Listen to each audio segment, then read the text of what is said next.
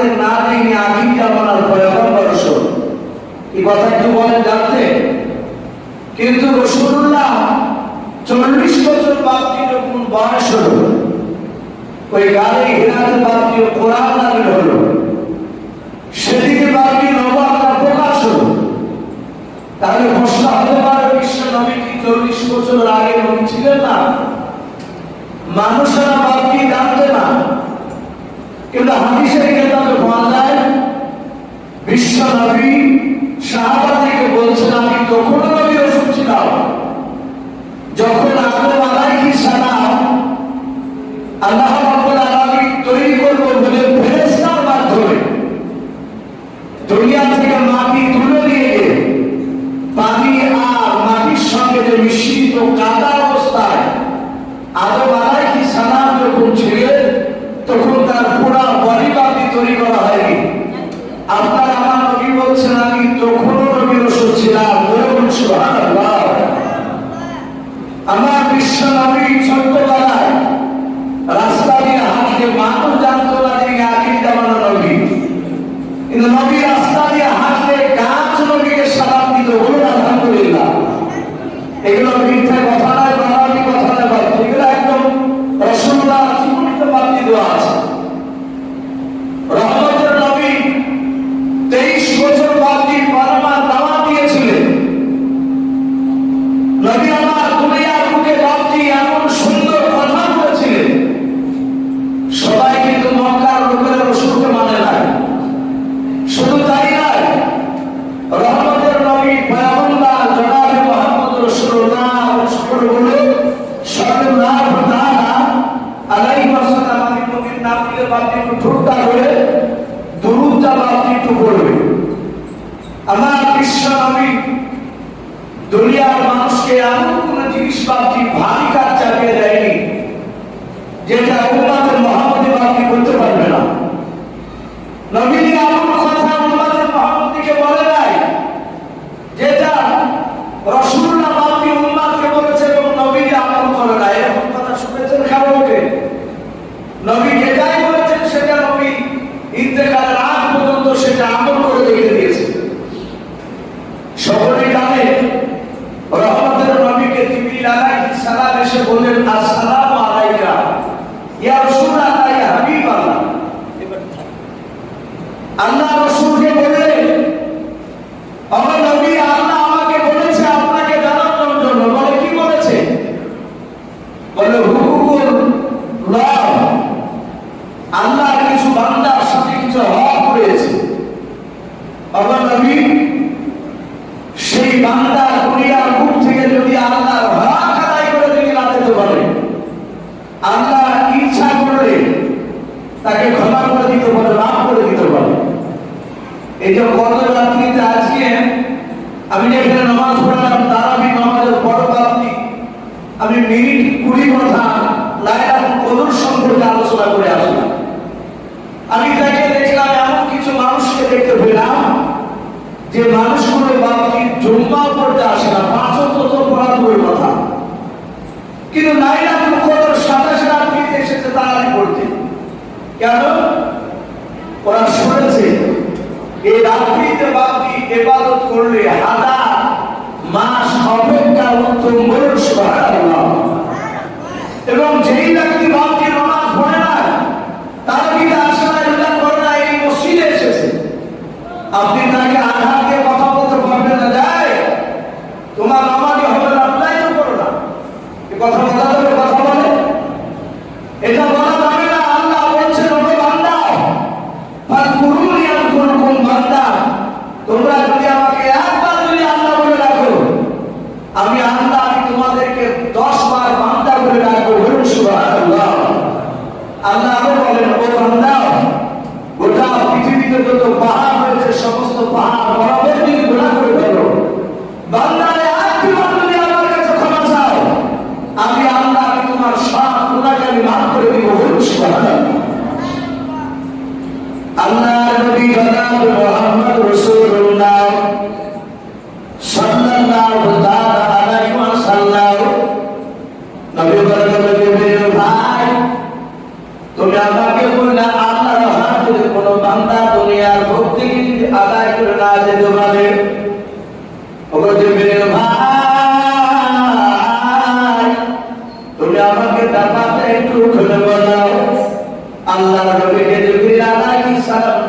বলে নবী দাও প্রতিটা মানুষ যারা বাকি হয়ে যায় যদি সে পাঁচজন পাগল না হয় আল্লাহর নবী যদি মুসলিম হয় ওই ব্যক্তির জন্য নামাজ পড়া ফরজ। এই নামাজ পড়াটা আল্লাহর সাথে যে বান্দারা হক করেছে হক যদি তার উপর ফরজ হয় হক তাকে বাদে আদায় করে এটা আল্লাহর সাথে যে বান্দারা হক করেছে। যাকাত যদি বাকি তার উপর ফরজ হয় যাকাত আদায় করা এটা বান্দার সাথে যে আল্লাহর হক করেছে। আল্লাহর নবী আল্লাহর হক করে বান্দাকে আদায় করে না দিতে পারে আমার আল্লাহ বলেন আমি আল্লাহ ইচ্ছা করলে আমি তাকে মাফ করে দিতে পারি।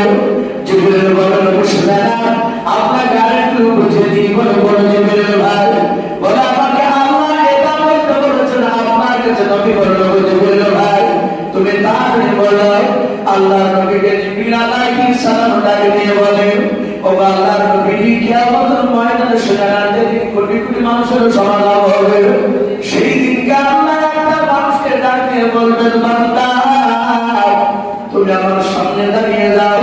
আল্লাহর সামনে একজন বান্দা বাকি দাঁড়িয়ে যাবে আমার আল্লাহ একজন ফেরেশতা নাই দুজন ফেরেশতাকে ডাক দিয়ে বলবেন ও আমার ফেরেশতারা এ আমার এই বান্দার তার পুরা জিন্দেগির আমল নামাখানা দেখো গুলো দেখে আছে কিনা।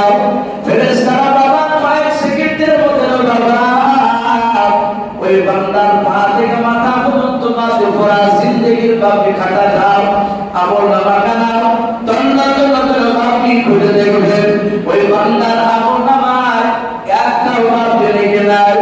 ফেরেশতারা বলবেন আল্লাহ পুরা জিন্দেগিতে গুনাহ করেছে মাওলা এই ব্যক্তি জিন্দেগিতে এক রাকাতও নামাজ পড়ে না ও আল্লাহ আপনার ভালো কাজ করে না সব গুনাহতে ভরপুর হয়ে আছে আমার আল্লাহ বলেন ফেরেশতা বলো তাহলে মানুষটাকে কি করা যাবে ওই মানুষটা জান্নাতি না জাহান্নামী এটা আল্লাহ কি জানেন না।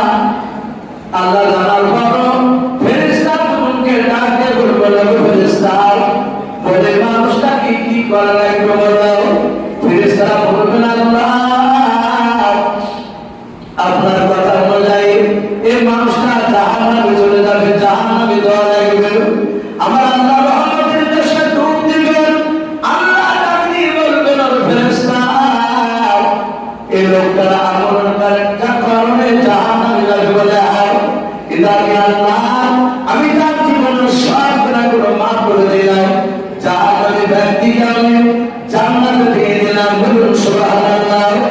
ও বাকি ভাইরা কিয়ামতের ময়দানে কোটি কোটি মানুষের সমাগম সেদিন যদি আল্লাহকে মাপে সবাই যদি চিৎকার করে বলেন আল্লাহ এই মানুষরা জীবনে এক রাকাত নামাজ পড়ে নাই আপনার হজ করে নাই যাকাত দেওয়ার মতো ক্ষমতা ছিল যাকাত দেয় নাই ও আল্লাহ একটা নেকি কাজ করে না আপনার হুকুম মানে নাই এই লোকটাকে আপনি কেন জাহান্নাম থেকে জান্নাতে দিলেন ও আল্লাহ কিয়ামত মাসে আপনার বিরোধিতা করি এই মানুষটার বিপক্ষে আমরা সাক্ষী দিচ্ছি আল্লাহ আপনি কে জান্নাত থেকে আপনি জাহান্নামে দিয়ে দেন আমার আল্লাহ বলবেন বান্দা আমি আল্লাহ ইচ্ছা করেছি ওকে জাহান্নাম থেকে জান্নাত দিয়েছি আমি আর তোমাদের কারো কথা কি শুনবো না বলুন সুবহানাল্লাহ। আর কিছু করণীয় আছে আমাদের সাথে আর কিছু করার নবীকে বলেন জিবরিল আমার নবী এটা হচ্ছে হুকুকুল্লাহ আল্লাহর সাথে কিছু বান্দার হক রয়েছে যে হকগুলো আল্লাহর কাছ থেকে নয় দুনিয়া থেকে যদি আল্লাহর হক আদায় করে না যায় আল্লাহ বলছেন আমি ইচ্ছা করলে তাকে ক্ষমা করে দিতে পারি। হুকুকুল ইমান নবীকে বলেন আমার নবী বান্দার সাথে কিছু বান্দার হক রয়েছে আপনার উম্মতদেরকে আপনি বলে দেন বান্দার সাথে বান্দার হক বিশ্ব নবীকে বললেন নবী সাহাবাদেরকে বললেন আমার সাহাবাইকেরা মৃত্যুর আগে যদি কাউকে আঘাত দিয়ে কথা বলো আর তুমি মৃত্যুর আগে যদি সেই লোকটার কাছ থেকে ক্ষমা না চাও আমার বিশ্ব নবী বলেন আল্লাহ তাকে কিয়ামতের ময়দানে ক্ষমা করবে না। অথচ আল্লাহর হক আদায় করে না দিতে পারলে আল্লাহ বলে আমি ইচ্ছা করলে আমি তাকে মাফ করে দিতে পারবো কিন্তু বান্দা বান্দার হক তুমি আমি আল্লাহ তোমাকে কিয়ামতের ময়দানে ক্ষমা করব না। আমার বিশ্বনবী এই কথাটা সাহাবার সামনে বললেন। সাহাবায়ে কেরাম রাদিয়াল্লাহু তাআলা আনহুম বললেন, তারা এমন ভাবে নবী রাসূলের সুন্নাতকে তারা মানতে আর সামি'না ওয়া আতা'না। আমার পূর্বেকার বক্তা বলছিলেন যে আমরা ব্যবসায় কোন জায়গায় আদায় করতে গেলে বিভিন্ন রকমের জায়গায় ওয়াক্তের লাস্টে টাকা চাই, কিন্তু আমার রাসূলের সাহাবাদের সামনে নবী ডাইরেক্ট কোনো কথা বললে সাহাবারা বুঝতে পারতেন কোন বিষয়ে কথা বলতে চাইছে। সাধারণ নবীর কথাগুলো মানার জন্য আপনি তৈরি হয়ে যেতে। আমার বিশ্বনবীর সাহাবায়ে কেরাম বাড়ি থেকে বেরোনোর পর আপনি মানুষকে দেখা হলে সালাম দিয়ে মুসাফা করতে, শুধু তাই নয় ক্ষমা চাইতে, কারণ জানেন নবী বলেছেন কিয়ামতের ময়দানে ক্ষমা করবে না। সম্মানিত ভাই আমার বাবা জীবনে নাম সারা পৃথিবীর শ্রেষ্ঠ নবী মুহাম্মদ সাল্লাল্লাহু আলাইহি ওয়াসাল্লাম। আচ্ছা, কোন ওলামা শুনেছেন যে আমার নবী কোন গুনাহ করেছেন? আমার নবী গুনাহ করে নাই। আদম নবী আলাইহিস সালাম থেকে নিয়ে মুহাম্মদ সাল্লাল্লাহু আলাইহি ওয়াসাল্লাম পর্যন্ত 1,24,000 মাতান্তরে 2,24,000 নবী রাসূল বলেন আমরা বলা একটা নবী বাদে তারা গুনাহগার নয়। তারা সবাই মাসুম, তারা নিষ্পাপ, বেগুনাহ, তারা গুনাহ করে না। আর আপনার আমার রাসূল সাল্লাল্লাহু তাআলা আলাইহি ওয়াসাল্লামের ডান দিকে আর বাম দিকে আর সামনের পেছন দিকে চারিদিকে গুনাহ আল্লাহ নবীকে মাফ করে দিয়েছেন। বলুন সুবহানাল্লাহ। সম্মানিত ভাই আমার বাবা জীবনে নাম আমার নবীর বাকি গুনাহ নেই, কিন্তু কিতাবে লিখেছে আল্লাহ রাসূল সাল্লাল্লাহু তাআলা আলাইহি ওয়াসাল্লাম 63 বছর বাকি জিন্দেগিতে নবী দুনিয়ার বুক থেকে ইন্তেকাল করবে। তার বাকি এক নয়, দুই নয়, 3 দিন পূর্বেকার ঘটনা এসেছে। আল্লাহ রাসূলের মাথা যন্ত্রণায় কাতর হয়ে রহমতের নবী মৃত্যুর আগে বাকি 13 দিন ধরে বিছানায় পড়েছিলেন। কয়দিন বললাম? 13 দিন ধরে। আমি জানি না আপনারা জানেন কিনা, রাসূলুল্লাহ জীবন্ত সময় নবী জিন্দা অবস্থায় নবী 17 ওয়াক্তের ফরজ নামাজের ইমামতি তিনি করতে পারেননি। 17 ওয়াক্তের ফরজ নামাজের ইমামতি করতে পারেননি। রাসূলুল্লাহ মাথা যন্ত্রণায় কাতর হয়ে দাঁড়াতে পেরেছিলেন না। নবীকে পেছন রেখে রাসূলের জীবন্ত সময় ওই 17 ওয়াক্তের ফরজ নামাজের ইমামতি কে করেছিলেন? এটা হাদিসে এসেছে আল্লাহ রাসূলের বন্ধু আবু বকর সিদ্দিক রাদিয়াল্লাহু তাআলা নবীর জীবন্ত সময় বিশ্ব নবী বন্ধু আবু বকর তিনি নামাজে দাঁড়িয়ে রাসূলের বন্ধু চিন্তা করেছেন আর ভাবছে, হে আল্লাহ, আমার নবীকে কিয়ামত পর্যন্ত আর ইমাম হিসেবে পাবো না। নবী আমার দুনিয়ার বুক থেকে চলে যাবে, কারণ নবী বলেছেন আমার জীবন্ত সময় বড় সাহাবারা আমি দাঁড়িয়ে নামাজ পড়তে পারি নাই। হে আবু বকর, তুমি ইমাম হয়ে নামাজ পড়তে দাঁড়িয়ে যাও। তরজমা সুতা নামে নাম আমরা সকলেই জানি রাসূলের সবচেয়ে কাছের জানের বন্ধু, খুবই কাছের সাহাবা তিনি ছিলেন আবু বকর সিদ্দিক রাদিয়াল্লাহু তাআলা। সবাই কাছে ছিলেন, তার মধ্যে আবু বকর সবচেয়ে কাছে। তরজমা সুতা নামে নাম নবী দুনিয়ার বুক থেকে বাপজি বিদায় নিয়ে চলে যাবেন, তার 3 দিন আগে ঘটনা। রাসূলুল্লাহর মাথা যন্ত্রণা বেড়ে যাচ্ছে, চারিদিকে সাহাবারা বলাবলি করছে রাসূলুল্লাহ বলা হয় আর দুনিয়াতে থাকবেন না, নবী চলে যাবে। গোটা আরবের সাহাবারা, আরবের বাহিকের বাকি সাহাবারা তারা দলে দলে বাকি রাসূলুল্লাহকে দেখতে গিয়েছে। কয়েক হাজার সাহাবা মদিনার মাটিতে বাকি সবাই গোল করে বাকি চারিদিকে বাকি ঘেরাও করে নিয়ে বসে আছে। কেউ বাকি জোরে শব্দ করে না। সাহাবারা এটাও জানতে নবীর সামনে কেউ উঁচু গলায় চিৎকার করে কথা বলা যাবে না, কারণ আল্লাহ বলেছেন ও আমার বান্দারা, তোমাদের নবী যখন কথা বলবে তোমরা এমন ভাবে কথা বলো যেন রাসূলুল্লাহর গলার আওয়াজের চেয়ে তোমাদের গলার আওয়াজটা উঁচু না হয়। যদি উঁচু হয়ে যায় এই বান্দা আমি তোমাদের জন্য জান্নাত হারাম করে দেব। এই জন্য সাহাবারা বাকি কথা বলতে ভয় পেত নবী দরবারে।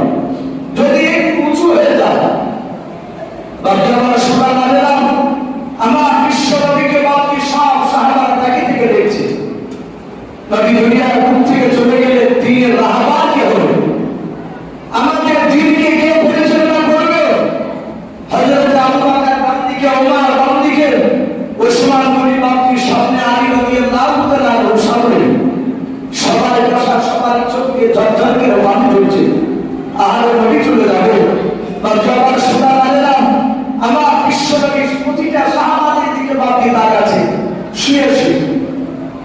আল্লাহর নবীর হাত ওখানে ভাবে কচু করে ডাক দিয়ে বলে, ওরে আমার সাহাবারা, আমি দাঁড়াতে পারি না, আমি কচু হয়ে বসতে পারি না, আমার হাত ওখানে তোমরা একটু উঁচু করে আমাকে বসে দাও।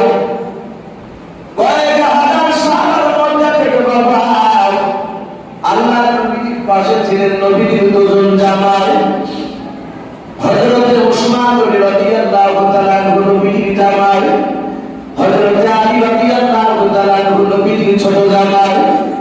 আল্লাহর নবীর দুই জামাই বাকি নবীর হাত ওখানে ধরলেন।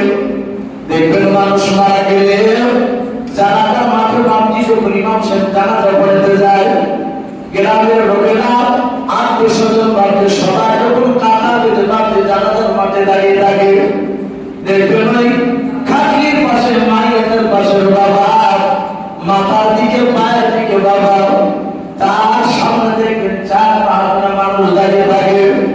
যারা কাঁথা বেঁধে বাড়িতে দাঁড়িয়ে থাকে বিদেশি যদি মানুষ আসে, দেশের মানুষকে বলে ভাই ওই মৃত ব্যক্তির মাথার পাশে ওই লোকটা গিয়ে দাঁড়িয়ে আছে, যারা চিনে যদি চিনা ব্যক্তি থাকে বলো ওই ব্যক্তি ওই লোকটার জামাই, না বলো ওই লোকটার বড় ভাই। ও বাকি ভাইরা, আল্লাহ রাসূলের বাপটি ডান পাশে নাই, সামনে দিকে বাপটি আমার ওসমান গনি আলী রাদিয়াল্লাহু তাআলা আনহু আজমাইন যত সাহাবা ছিলেন, নবীদের হাত রাসূলকে বাপটি প্রচুর করে বসালেন। উসমান গনি রাদিয়াল্লাহু তাআলা আনহু নবীজির পিঠের দিকে বাপটি হাতটা বেড়ে দিয়ে একটু চাপ দিয়ে ধরলেন, যেন নবীজি একটু হিলাম দিয়ে যেন বসতে পারে। উসমান গনি বলে, নবীজি আর আপনাকে খাড়া করা যাবে না, কারণ আপনার মাথার যন্ত্রণা বেশি বেড়ে যাবে। আল্লাহ রাসূল বলেন, সাহাবা খাড়া করা লাগবে না। আল্লাহ নবীর বাপটির হাত ওখানে এইভাবে আকাশের দিকে উঁচু করলেন। নবীর হাত ওখানে উঁচু করার পর বলেন, ওরে আমার আবু বকর, সাহাবা তুমি কোথায়? হযরত আবু বকর সিদ্দিক রাদিয়াল্লাহু তাআলা নবীর ডান পাশ থেকে বাপটি উঠে গেল, সামনে দাঁড়িয়ে নবীর হাত ওখানে জোরে জোরে কাঁদলেন, বলেন বেটা কালু আমি, ইয়া রাসূলুল্লাহ, ইয়া হাবিবাল্লাহ, নবী গো আপনার পুত্র নাম বাপ মা কুরবান হয়ে যাও। ও নবীজি আপনি কেন আমাকে ডাকতেন, কেন আমার হাত ওখানে ধরতে বললেন? বলেন। নবী বলেন, আবু বকর আমি তোমার পয়গম্বর, মনে হয় আর দুনিয়ার বুকে বেঁচে থাকবো না। আবু বকর আমার 1-2-3-4 করে 63 বছর হতে জন্য।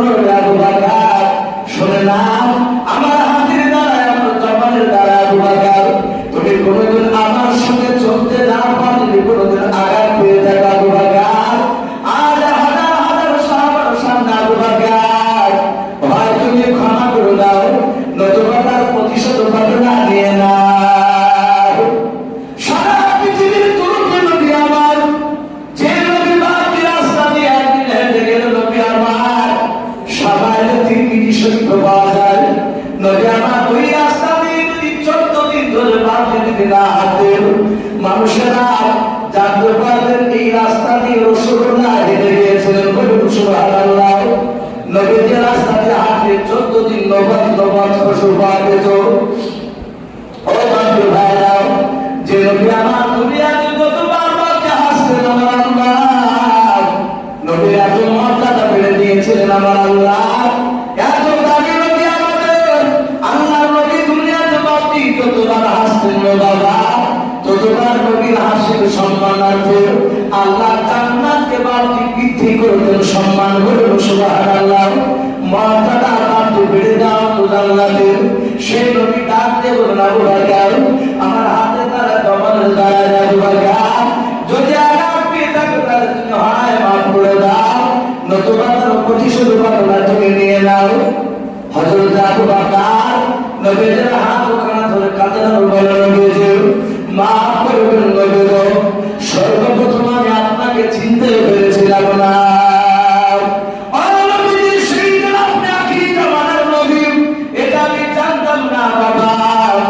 আবু বকরের জীবনীতে বাকি পাওয়া যায়। হযরত আবু বকর সিদ্দিক রাদিয়াল্লাহু তাআলা আনহু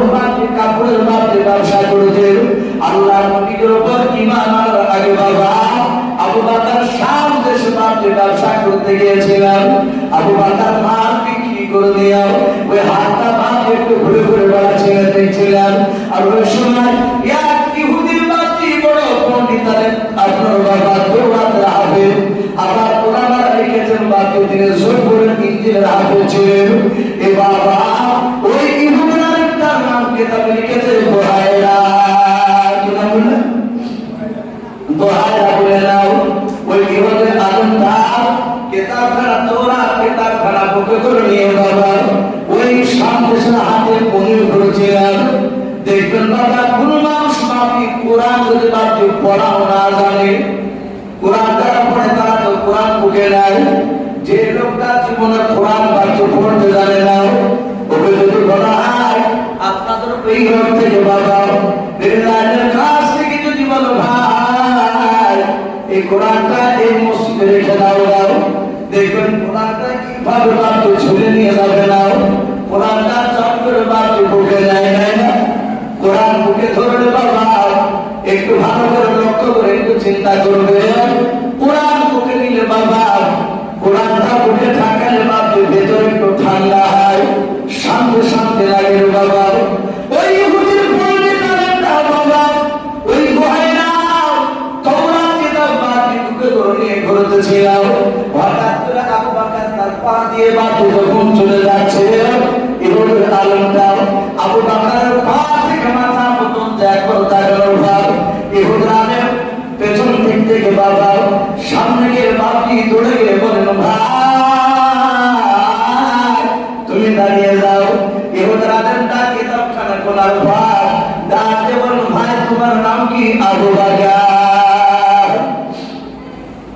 ইহুদানের বলেন ভাই তোমার নাম কি? আবু বকর। আবু বকর ডাক দিয়ে বলেন ভাই আমার নাম আবু বকর। তোমার বাড়ি কোথায়? ইহুদির আলেমটা বলে ভাই তোমার বাড়ি কি? মক্কা নগরে। আবু বকর বলেন হ্যাঁ আমার বাড়ি মক্কা নগরে। তাকে দিয়ে বলেন ভাই তোমার আব্বার নাম কি? আবু কুহাফা। হযরত আবু বকর বলেন হ্যাঁ আমার আব্বার নাম আবু কুহাফা। ইহুদির আলেমটাকে ডাক দিয়ে বলেন ভাই আমি তোমাকে চিনি না, কিন্তু তুমি আমার নাম কেমন করে জানলে? আমার বাপের নাম কেমন করে জানলে? আমার বাড়ি মক্কা নগরে কেমন করে তুমি জানলে? ইহুদির আলেমটা ডাক দিয়ে বলেন ভাই এই কিতাবে সব লেখা আছে। ওরে ভাই দয়া করে একটু তোমার পেছন দিকের জামাটা বিশ্ব মুবারক খানা পিঠ খানা একটু দেখতে চাই। আবু বকর বলে আমি আপনাকে জামা তুলে পিঠ দেখাবো না। ইহুদি আলেমটা ডাক দিয়ে বলেন ভাই আবু বকর একটু দয়া করে তোমার হাত আমাকে ধরতে দাও, এই হাত দিয়ে তুমি রাসূলুল্লাহকে স্পর্শ করে দাও। ওরে ভাই আমি সেই নবীকে হাত দিয়ে দেখতে পাবো না। ওরে ভাই আবু বকর তোমার বিশ্ব মুবারক যদি একটু কালো রঙের দাগ থাকে ভাই শুনে না ওটা পৃথিবীর মানুষ যদি আলাদা হয়ে যায় তোমার সাথে আর মুহাম্মদ সাল্লাল্লাহু আলাইহি ওয়াসাল্লামের সাথে বন্ধুত্ব কেউ কাটাতে পারবে না। বলুন সুবহানাল্লাহ। সে আবু বকর ডাক দিয়ে বলেন আপনার নবী আমি আপনাকে প্রথমে চিনতে পেরেছিলাম না। নবী আমি আপনার কাছে ক্ষমা চাই, আপনি আমাকে ক্ষমা করে দেন। আপনি কোনোদিন অন্যায় করেন নাই। আল্লাহ রাসূল বলেন আবু বকর আমি তোমাকে ক্ষমা করে দিয়েছি। আবু বকর তুমি বসে যাও। আবু বকর বসে পড়লেন। রহমতের নবী দ্বিতীয়বার হাত ওখানা বাপে আবার বসে করে তাকে দিয়ে বলেন ওরে ওমর সাহাবা তুমি কোথায় আছো? দাঁড়িয়ে যাও, তোমার হাত ওখানে আমাকে ধরতে দাও। ওমর বাপ সাইডে বাপে পেছন দিকে ছিলেন। ওমর নবীর সামনে আসার পর নবীর হাত ওখানে বাপটি ধরে ধরাও কাজের পর ফেটা কাবি আমি ইয়া রাসূলুল্লাহ ও বাবা নবী আপনার পদ ধরে আমার পিতামাতা বিশুদ্ধ হোক কুরবান হোক। আল্লাহ রাসূল ডাক দিয়ে বললেন ওমর আমি দুনিয়ার বুকে আর বেশি দিন বেঁচে থাকবো না ওমর। আমার হাতে দাঁড়াই বাড়ায় দাঁড়ায় যদি পায়ে দাঁড়ায় ওরে আমার ওমর কোনদিন তুমি যদি আঘাত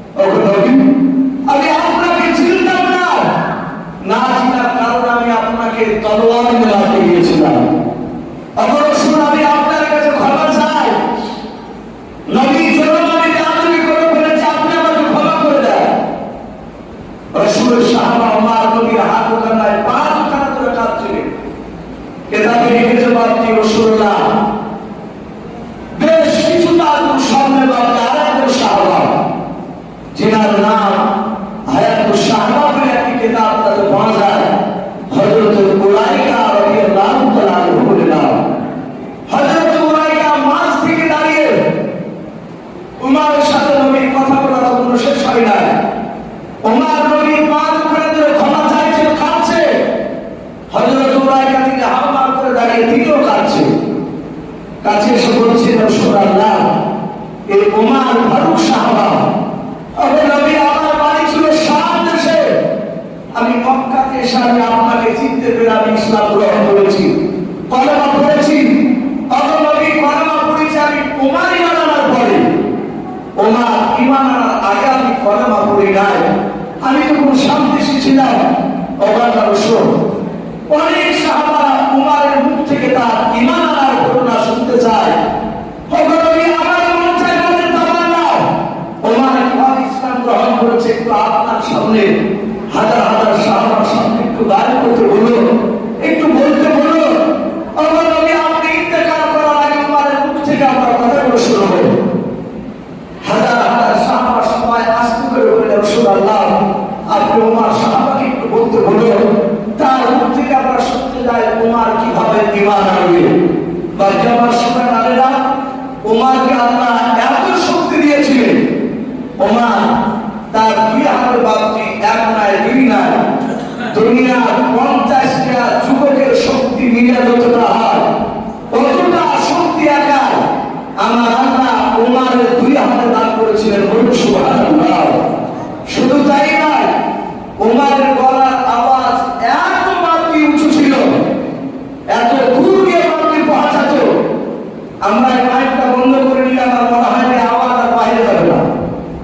হযরত উমর বিনা তারে বিনা মাইকে মসজিদে নববীর মিম্বার থেকে ওই ইমাম সাহেব আপনাদের আব্দুল্লাহ সাহেবকে বক্তব্য দেয়, ওই জুম্মায় খুতবাতে পড়া হয়, ওটাকে মিম্বার বলা হয়। আর ইমাম সাহেব যেখানে নামাজ পড়ায় দাঁড়িয়ে ওই জায়গা থেকে মেহরাব বলা হয়। তাহলে মেহরাব আর মিম্বার দুটো আলাদা। হযরত উমর মিম্বারে দাঁড়িয়ে উনি একবার চিৎকার করে ডাক দিয়েছেন, ইয়া সারিয়াল জামাল। এই উমরের গলার আওয়াজ 1400 কিলোমিটার দূরে গিয়ে পৌঁছার জন্য। বলুন সুবহানাল্লাহ। এটা গল্প নয়, মিথ্যা কথা নয়। উমরের গলার আওয়াজ 1400 কিলোমিটার দূর থেকে সারিয়া বলে একজন সাহাবা তিনি শুনতে পেয়েছিলেন। সেই উমরকে ডাক দিয়ে বলছে, নবী একটু বলুন, আপনি তো চলে যাবেন, উমরকে একটু বলতে বলুন। উমরের মুখ থেকে আমরা কয়েক হাজার সাহাবা শুনতে চাই। আল্লাহর নবী বললেন, উমর তুমি আর চিৎকার করে আওয়াজকে কথা বলে আমি রাসূলুল্লাহ তোমাকে হুকুম দিলাম, তুমি বলো। হযরত উমরের দুই চোখের কোণা দিয়ে ঝরঝর করে পানি ঝরতো, ঠোঁটে ঠোঁটে পানি ঝরতো। আল্লাহ রাসূলকে দেখলি উমর অন্যদিকে তাকাতেন না। বলুন সুবহানাল্লাহ। একইভাবে নবীর সাহাবাকে যেতে থাকবে। আল্লাহ নবী মাঝে মাঝে বলতেন, উমর তুমি আমার দিকে অমন করে তাকাও কেন, আর তাকে থেকে তুমি কাঁদো কেন ভাবে? আমি অন্য সাহাবাকে দেখতে পাই তুমি দিক তাকায়, আর তুমি একইভাবে আমার দিকে তাকাও।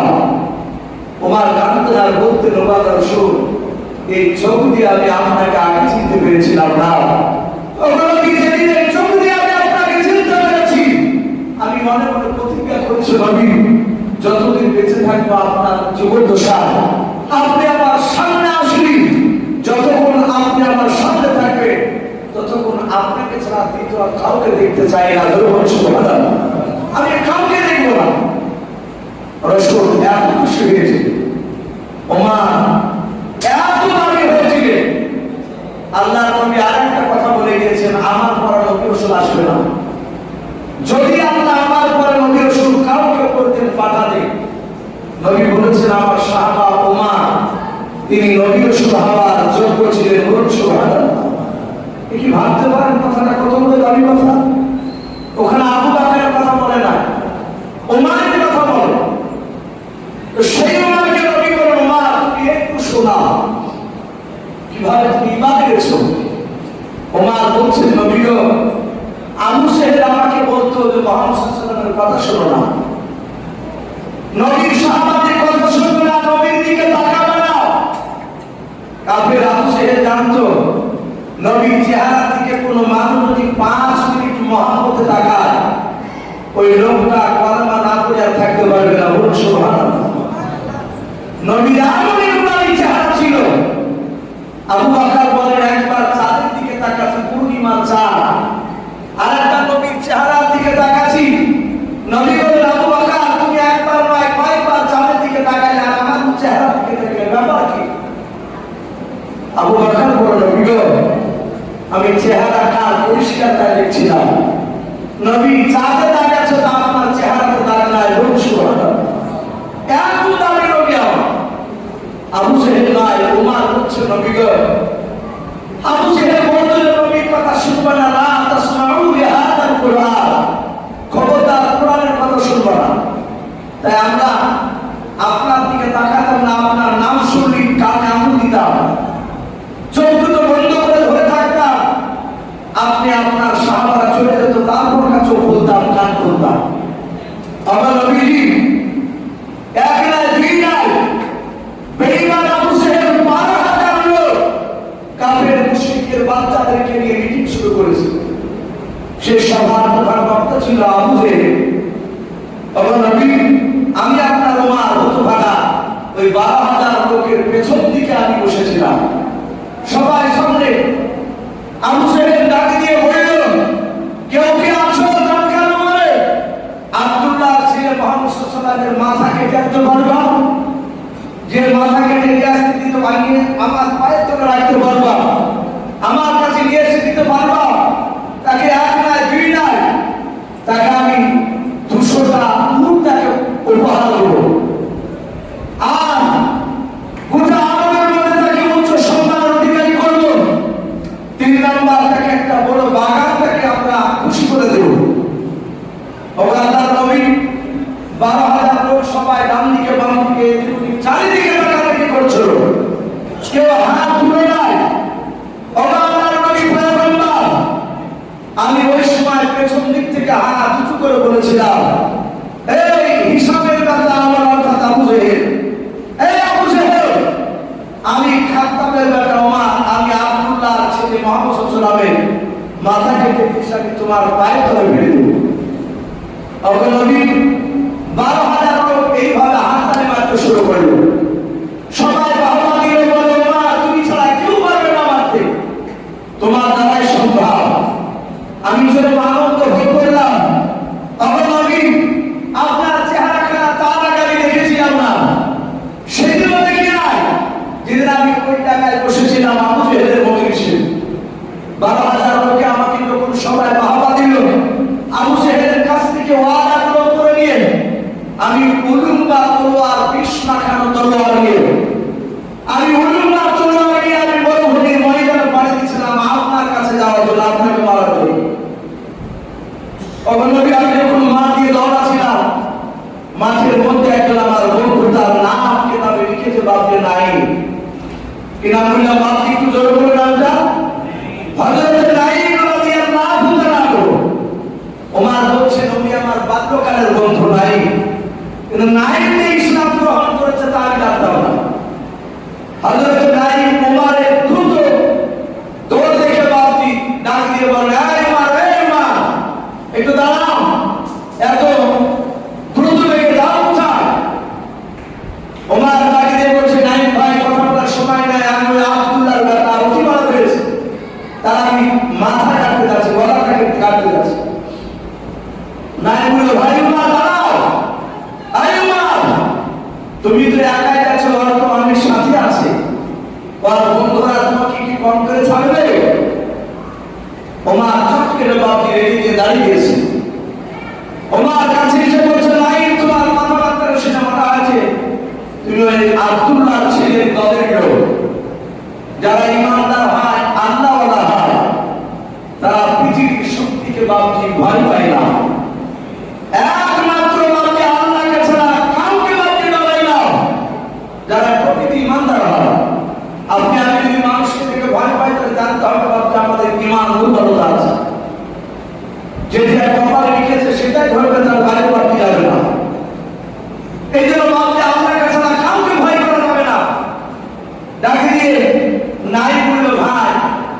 আমি তার দলের লোক, আজ 4 দিন হল ইসলাম গ্রহণ করেছি। বলুন সুবহানাল্লাহ।